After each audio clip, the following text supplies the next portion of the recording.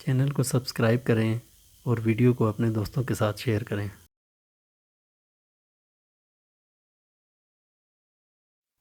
بسم اللہ الرحمن الرحیم۔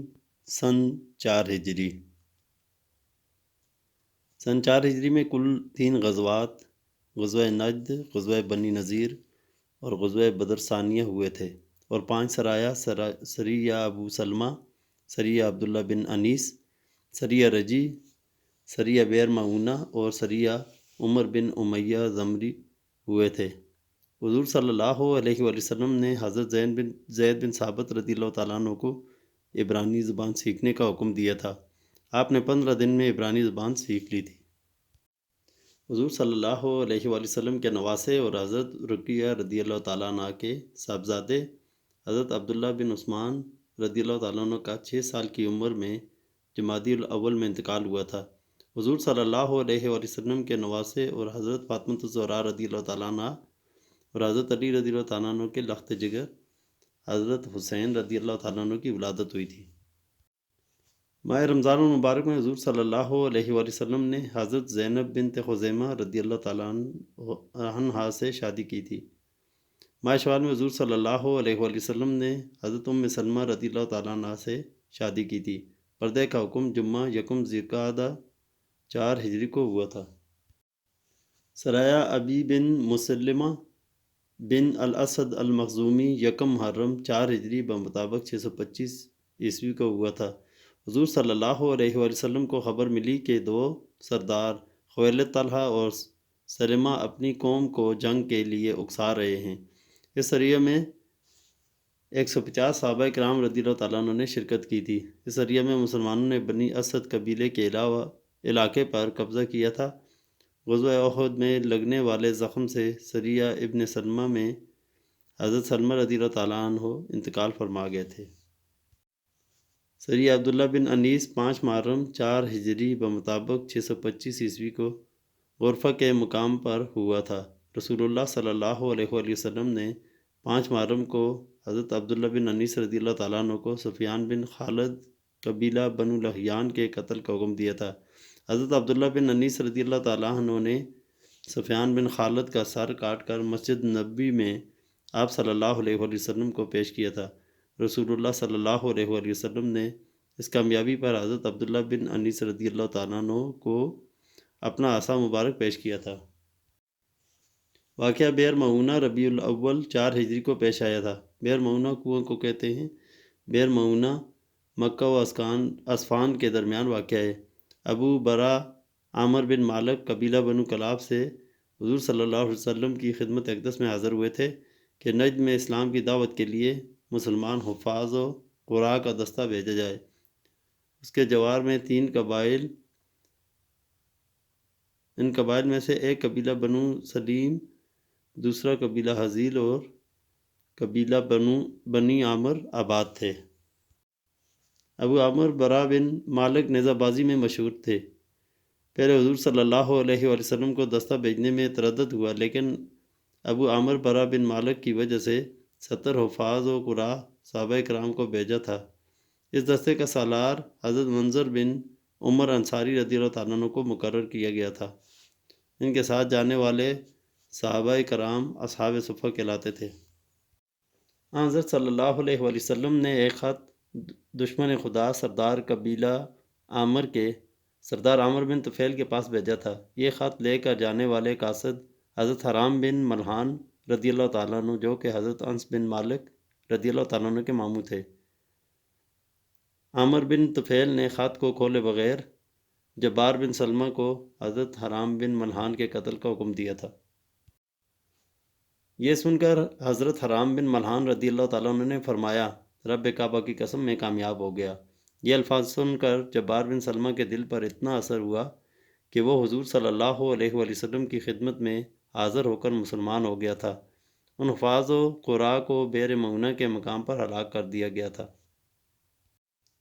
ان کو شہید کرنے میں رحل، ذکوان اور اسیہ قبائل کا ہاتھ تھا۔ بئر معونہ کے واقعہ میں ایک صحابی حضرت کعب بن زید نجار رضی اللہ تعالیٰ عنہ زندہ بچ گئے تھے۔ اس دردناک واقعہ کی اطلاع حضرت عمر بن امیہ رضی اللہ تعالیٰ عنہ نے مدینہ شریف پہنچائی تھی۔ جس سے آپ صلی اللہ علیہ وآلہ وسلم کو سخت رنج پہنچا تھا۔ حضور صلی اللہ علیہ وآلہ وسلم نے قبائل رحل، ذکوان اور عصیہ کے لیے 30 دن تک نماز فجر میں بد دعا کی تھی۔ اس بد دعا کو قنوت نازلہ کا نام دیا گیا تھا۔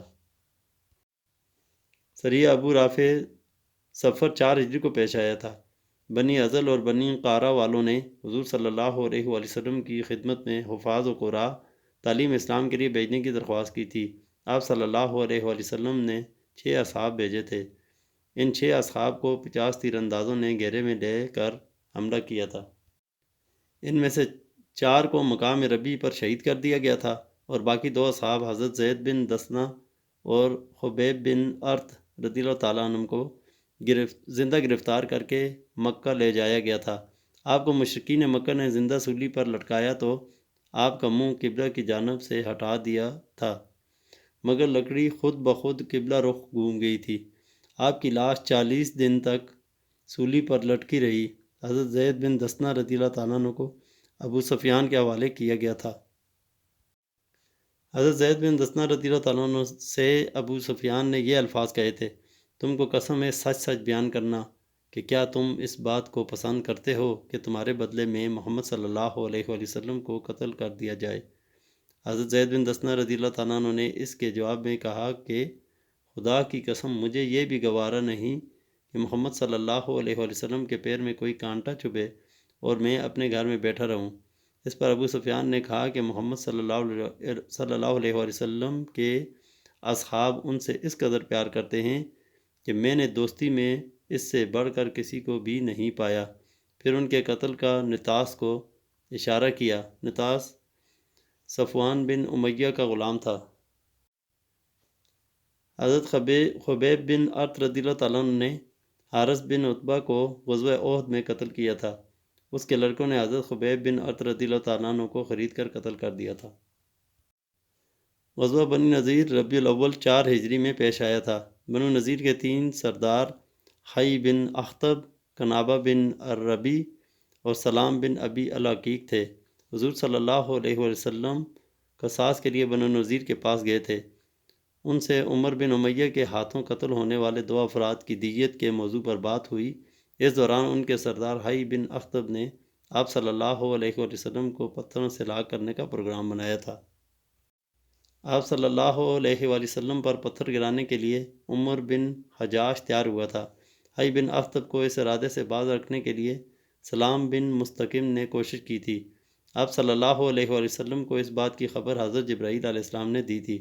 رسول اللہ صلی اللہ علیہ وآلہ وسلم نے بنو نذیر کو مدینہ بدری کا حکم صادر فرمایا تو عبداللہ بن ابی سلول نے یہودیوں کو مدینہ چھوڑنے سے منع کیا تھا۔ حضرت صلی اللہ علیہ وآلہ وسلم نے جب یہود کی طرف سے جنگ کی دھمکی سنی تو اپنے جانثاروں کو جنگ کی تیاری کا حکم دے دیا۔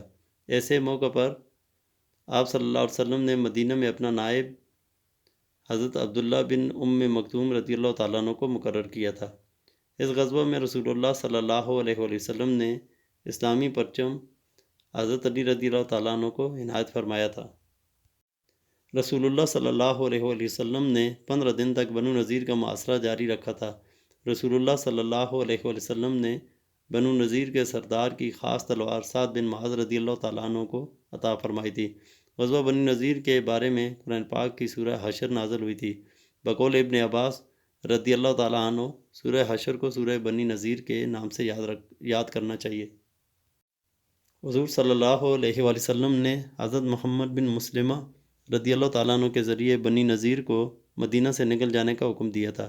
یہودیوں کو 10 دن کی مہلت دی گئی تھی۔ بنو نذیر مدینہ سے نکل کر خیبر میں جا کر آباد ہوئے تھے۔ مسلمانوں کو مال غنیمت میں سے 50 زرہیں، 50 خود، 350 تلواریں ملی تھیں۔ حضور صلی اللہ علیہ وآلہ وسلم نے ان کی جاگیریں ضبط کر کے مہاجرین اولیٰ کے درمیان تقسیم کی تھیں۔ اس جاگیر میں آپ صلی اللہ علیہ وآلہ وسلم نے ایک چھوٹا سا ٹکڑا باغ رکھا تھا۔ انصار میں سے 2 انصاریوں حضرت ابو دجانہ رضی اللہ تعالیٰ عنہ اور حضرت سہیل بن خلف رضی اللہ تعالیٰ عنہ کو جاگیر میں سے حصہ دیا تھا۔ ابو سعید بن وہب رضی اللہ تعالیٰ عنہ کی املاک پر قبضہ نہیں کیا گیا تھا۔ اس غزوہ میں بنو نذیر کے 2 آدمی یامین بن عمیر رضی اللہ تعالیٰ عنہ اور ابو سعید بن وہب رضی اللہ تعالیٰ عنہ مسلمان ہوئے تھے۔ کھجور انگور کے پھلوں میں سے تم شراب اور اچھا رزق نکالتے ہو، بے شک اہل عقل کے لیے اس میں نشانیاں ہیں۔ یہ الفاظ قرآن پاک کی سورہ نحل آیت نمبر 69 میں آیا ہے۔ اسی غزوہ میں شراب مکمل طور پر حرام قرار دے دی گئی تھی۔ غزوہ بنی نذیر کے بعد غزوہ ذات الرقاع جمادی الاول میں پیش آیا تھا۔ رقاع کپڑے کے چیتھڑے کو کہتے ہیں۔ غزوہ نجد، غزوہ بنی سالبہ، غزوہ بنی انمار اسی غزوہ کے نام ہیں۔ اس غزوہ میں حضور صلی اللہ علیہ وسلم کے ساتھ 4 صحابہ کرام تھے۔ اس غزوہ میں آپ صلی اللہ علیہ وسلم نے حضرت ابو ذر غفاری رضی اللہ تعالیٰ عنہ کو مدینہ کا نائب بنایا تھا۔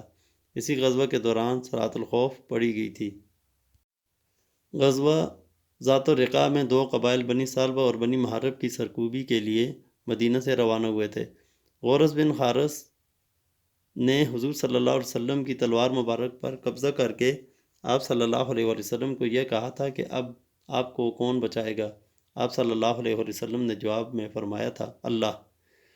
پھر آپ صلی اللہ علیہ وسلم نے اس سے تلوار لے لی تھی۔ آپ صلی اللہ علیہ وسلم کے حسن اخلاق سے متاثر ہو کر وہ شخص مسلمان ہو گیا تھا۔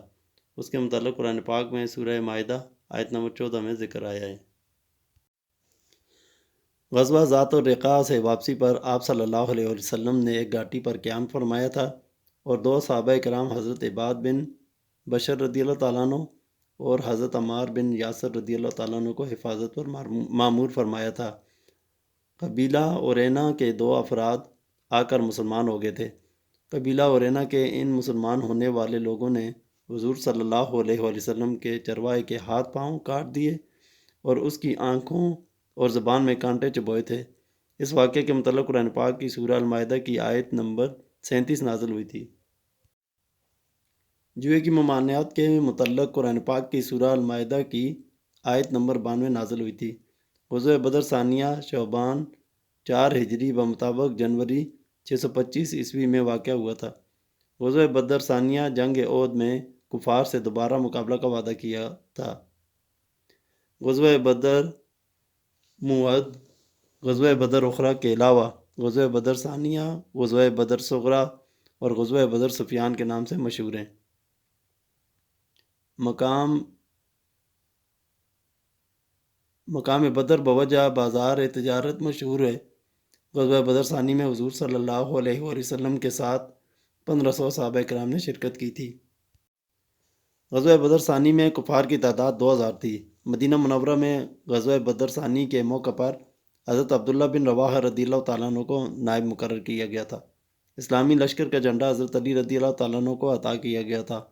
ابو سفیان لشکر لے کر مقام مرہ زہران تک آیا اور وہاں سے واپس بھاگ گیا تھا۔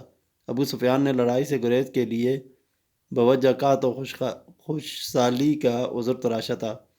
حضور صلی اللہ علیہ وسلم مدینہ سے 16 دن باہر رہے تھے۔ ابو سفیان نے مسلمانوں کے مدینہ سے کوچ سے پہلے مدینہ میں یہ خبر پھیلانے کے لیے نعیم بن مسعود کو مقرر کیا تھا کہ کفاران مکہ ایک ٹڈی دل فوج کے ساتھ مدینہ پر حملہ آور ہو رہے ہیں۔ حضور صلی اللہ علیہ وسلم بدر میں 8 دن مقیم رہ کر ابو سفیان کا انتظار کرتے رہے۔ غزوہ بدر ثانی میں مسلمانوں کے پاس 10 گھوڑے تھے۔ اس ذات کی قسم جس کے قبضے میں میری جان ہے، اگر کوئی بھی میرے ساتھ نہ نکلتا تو میں اکیلے ہی مقابلہ کے لیے روانہ ہو جاتا۔ آپ صلی اللہ علیہ وسلم نے یہ الفاظ غزوہ بدر کبریٰ کے موقع پر ادا کیے تھے۔ مسلمانوں نے مدینہ میں پھیلائی جانے والی ابو سفیان کی افواہ پر حسبنا اللہ و نعم الوکیل کا نعرہ بلند کیا تھا۔ غزوہ بدر ثانیہ کے متعلق قرآن پاک کی سورہ آل عمران کی آیات 166 تا 169 نازل ہوئی تھیں۔ قمار بازی اور شراب کے حلال یا حرام ہونے کے متعلق اہل مدینہ و مکہ سے سوال کے متعلق سورہ بقرہ آیت نمبر 216 نازل ہوئی تھی۔ ام المومنین ام سلمہ کے پہلے شوہر کا انتقال جمادی ثانی 4 ہجری کو ہوا تھا۔ ام المومنین ام سلمہ کی بوقت نکاح رسول اللہ صلی اللہ علیہ وسلم کے ساتھ عمر مبارک 24 سال تھی۔